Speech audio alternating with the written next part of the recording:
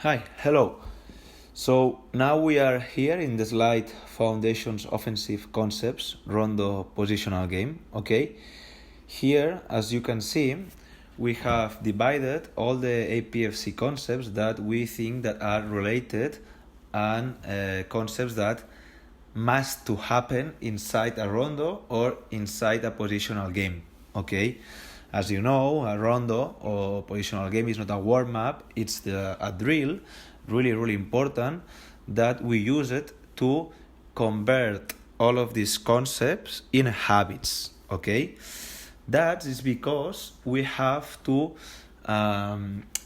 introduce every single concept slowly. Okay, for example, one day just head up. One week we can just work on head up, another week we just can work on break the lines. Okay, but in the future we have to use all of these concepts that we have practiced and put it together. Use the positional game or the rondo as a structure that we use every day to remind constantly the players so to head up, to break the lines, the body profile, the back foot, never stop the ball, attack the ball, never turn, speak through the ball, control forward, between the lines, opposite movement, invite the pressure, diagonal passes, visual fake.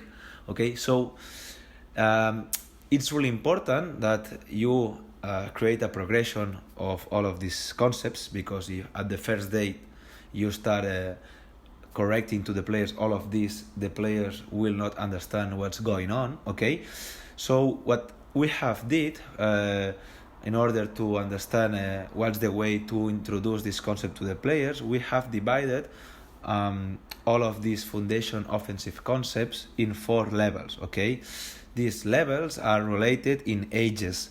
It's really difficult to tell you, okay, only these 4 concepts for the ages 2013 2011, because really it's not about ages, it's about skill level. Okay, and the level, it's really more important than the age.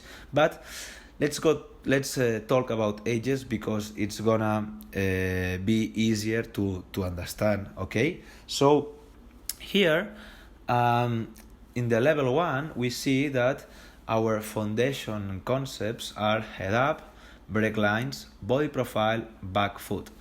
This belongs for the level 1, which is the phase 1, and it's the age 2013-2011, more or less. Okay, at the age, it's really important that we use these 4 concepts. Okay, because these 4 concepts are gonna be the fundaments, the foundation of a player. Okay, and at these young ages it's really difficult to emphasize and try to teach more concepts. Okay, so we will focus on that 4.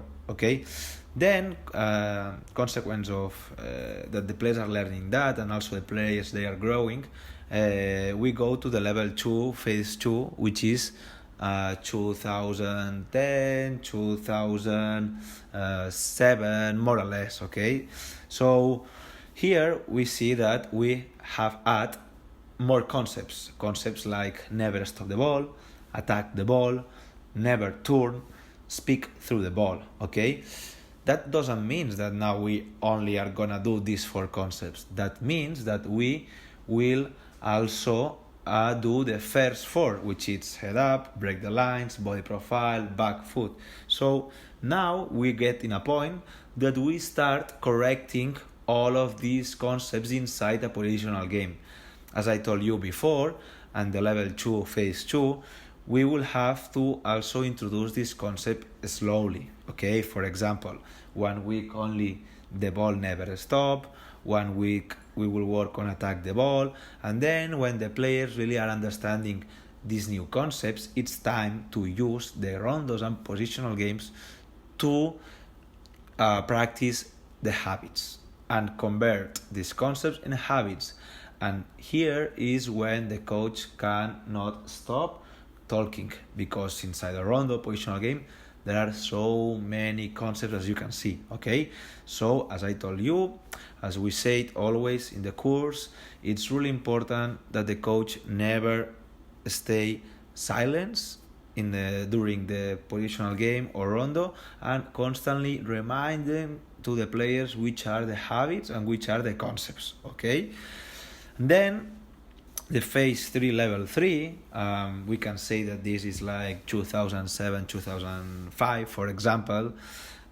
We add new 4 concepts, which is control forward, which is between the lines, which is opposite movement, or invite the pressure, okay?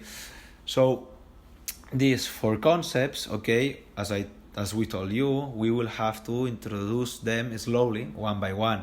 But once they are understood, it's time to now work on the 12 concepts that we have seen already, okay? All of them together and constantly the same, okay? Of course, it's important, change positional game, change rondos, because this makes the practice different. Don't try to repeat always the same rondo, or don't try to use always the same positional game, okay?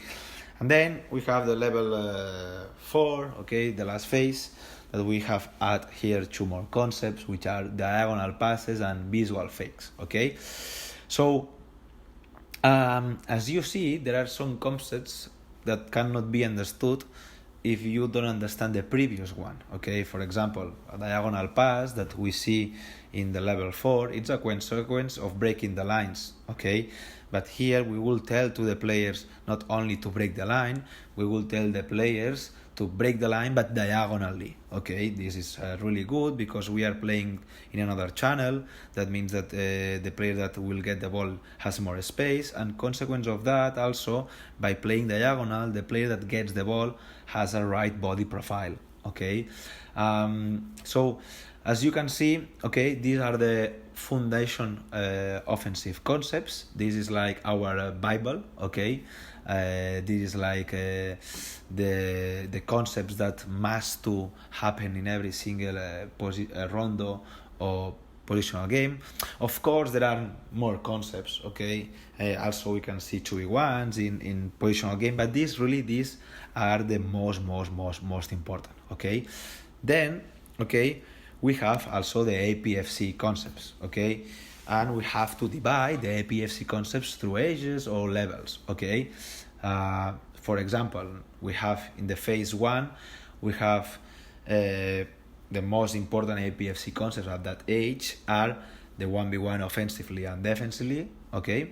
And finishing and dribbling. Of course, finishing, it's an important concept. Be careful at this age, we don't have to correct to the players if they are kicking the ball stronger or not, because at that moment it's not important correct that, because the player is growing, the player doesn't have power. But yes, we can correct to the player and we can teach to the player that the finishing has to be with head up, okay? And instead of make a strong shot into the goal, it has to be like a pass, okay? And then we have put here as well the dribbling, okay? Then you go to the phase 2 and you have new concepts: forward across, back across, half ball open spaces, and the first pressure, okay? This doesn't mean that you don't have to do the previous ones. That means that the player have learned the previous ones in another years, like years ago, okay? But if you are starting this and all of these concepts are new for you and for your club, okay? So you can add the previous one in the new phase, okay? So instead of practice now 4 concepts, you will have to do the other 4 too, okay? So our dream, no, it's like that every age do and emphasize more in the concepts that every age and phase has, okay? And then consequence of that, you have more time to practice the others, okay? But that doesn't mean that in the phase 2 we doesn't have to practice 1v1s. Of course, 1v1s are really important, okay? Yes, so really here what we can see is that we have the same than the foundation concepts that we talked before. Okay, here we will add the concepts that we did before, and we will also encourage and make sure that we work on all of these concepts. Okay, then in phase 3 we have more concepts like thermen, switch fields, penetration, distance between players, building zones, control forward, how attack with superiorities, equal situation, and play inside. Okay, here the same. Here we have to emphasize and work in all of these concepts, because these are going to be the new concepts for the players. Okay, and also making sure that the previous concepts that the player should know, we will work on them as well. Okay, it's all related. Soccer is a language that we have always to remember to the players which are the concepts of this language. Okay, okay. For example, the thermen is a concept for this phase, but thermen, it's a consequence of breaking the lines and playing between lines. Okay, so it's all related. Okay, the last phase, phase 4, we have defensive reference, offensive coverage, never defending box, going to finish versus waiting to finish, never across the ball near the box, which is never horizontal passes.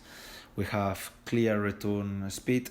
Remember, as the same speed that the ball goes up, same speed the ball comes back. And then we have step up, step down, and then we have recover, keep, recover, beat. Okay, so all of these are the APFC concepts that we did in the online course, and here we break it down in a way that makes sense for per ages. Okay, really, as we told you, ages is a reference only. Okay, if you feel that your team is ruling so good, you don't need only to stop doing the first 4 concepts. For example, in the phase 1, you can already work on phase 2.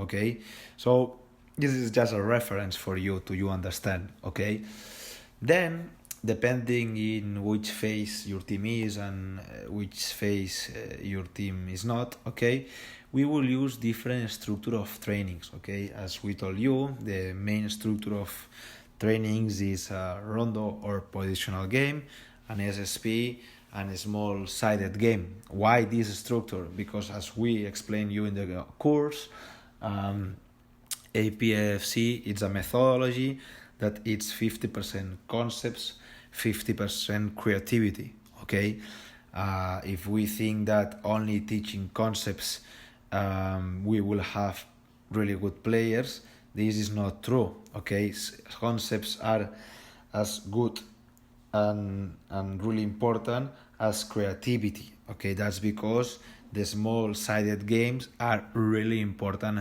for us. Okay, now we would love to take advantage about that situation that we are talking about to explain you really, no, for example, what's the problem that we have right now in Spain.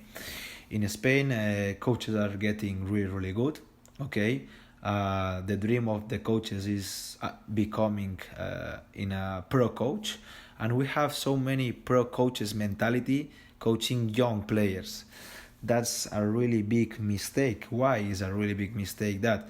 Because coaches are getting into tactics so much. Coaches are tactifying the players a lot. Okay, we have so many coaches that are only teaching concepts to the players. Okay, consequence of that, the coaches are not respecting the structure of the training. Okay, and we see a lot of players now in Spain without creativity. Okay, so many years ago we didn't have the coaches that we have right now. That the coaches in Spain right now are really good. They know really the systems and tactics, but consequence of that, so some years ago, Spain had better players. Okay, it seems that nowadays the players are really no creativity. Okay, so why we are saying that now? We are saying that now because we know that, so as a coach, you could enjoy more a positional game, you could enjoy more a concept drill or as SSP, and we feel that a small-sided game can be executed or done for any coach in the world. And as a coach, sometimes we don't feel that it's our moment, okay? But it doesn't matter, we have to do it, okay? It's really important, don't stop doing these last 20, 25, 30 minutes of small-sided games, because at the end, soccer, as we told you, is a mix of concepts plus creativity. If we find this balance in our sessions, in our training sessions, we will have really good players. Why? Because we will teach to them which are the habits and the concepts to play soccer, but also we will encourage, we will potence that the players show to us which is their real identity as a player, okay? The small-sided games are really good to, as a coaches, we know and we can see what are the identity of the players, what they do good because themselves and not because the concepts. And here, when you understand that, you have what the player is doing good because himself or herself, plus what you have teach to that player, okay? So now here we have two different structures, okay, that depending of the phase or the age a team can follow or a coach can follow. The first one, we can say that we have here skills, warm up. Why I have put skills? Because in young ages sometimes do skills, it's okay, it's good, okay? And then we go to the rondo, positional game, to teach the foundation concepts. Then we have a concept drill. Remember, SSPs in young ages is really difficult to execute them, okay? So we will do more concept drills than SSPs, and then we will go to the small-sided games. That's a good structure of a training for a player that is in the phase 1 or phase 2, for example, okay? But then if we go to phase 3, phase 4, we have rondos and positional games, okay? Which it works, as we told you, to apply the foundation concepts. Then we have the SSPs, where we will practice the Apfc concepts, okay? And then we always have the small-sided games to work on creativity, okay? Now, maybe you have a question now and you are thinking, Bernat, do I have positional games to work on the Apfc concepts? Of course, okay? Let me explain why we have divide the foundation concepts with the PFC concepts, okay? When you have work as a coach with all the foundation concepts, okay, and you are not introducing them slowly, so you have work on all of them already, you need to use that always, okay, that positional game to work in all of these foundation concepts to become these habits, okay? So what I was saying here, no, is that it's really important that you understand, okay, that really, of course, I can work on a, for example, it's the first time I'm doing a 2v1, okay, I can make a positional game or rondo specifically to work on this APFC concept 2v1, okay, and then work in a SSP that is 2v1, and then all the practice is related in 2v1s, okay, and all makes sense, okay, but this doesn't mean that because you are working on the APFC concept 2v1, you stop correcting to the players on the positional game the foundation concepts. Foundation concepts are concepts that you must do repeat as a coach every single practice, okay?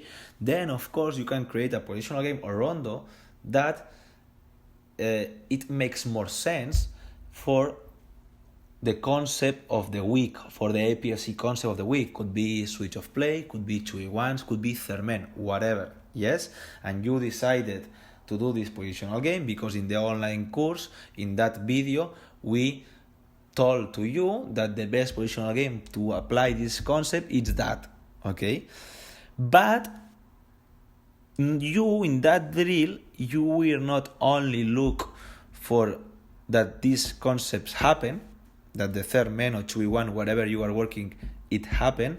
You have to also use that drill to work on all the foundation concepts, because it's a constantly reminder of habits. The day I stop doing these foundation concepts, or the day I stop doing the rondos, it will not be a habit anymore, because habits are the harder to get it, but are the easiest to forget it. Okay, and it happened the same with the head up, with back foot. I must every day to repeat that to the player.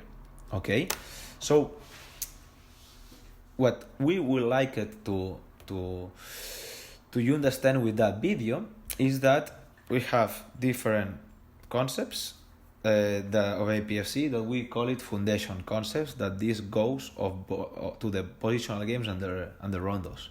And then we have the Apfc concepts that they, depending of the phases or the ages, this goes more on the concept drills, goes more on the SSPs. Okay? Then, small-sided games, please take advantage in the small-sided games to tell to the players to do all the things that they don't like to do. For example, the players must to take risks, must to try 1v1s. We have to force them to do situations that they don't want to do. We cannot convert a small-sided game in a positional game.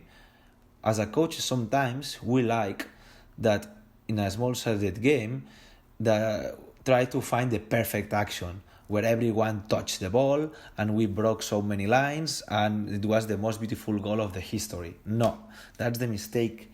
In the small-sided game, it's really important, okay, that we encourage and we potence the players to take risks, to try 1v1s, to do mistakes, okay, because it's 50-50. You did already the positional game. We did already the rondo to work on concepts. Let's use the small-sided game. Let's use this structure of a training to encourage the player to try 1v1s, to try all of these actions that they are worried sometimes or they don't have the courage to do it, okay? So that, as a coaches, that brings to us the perfect balance of a session. Consequence of that, the player become a really good player.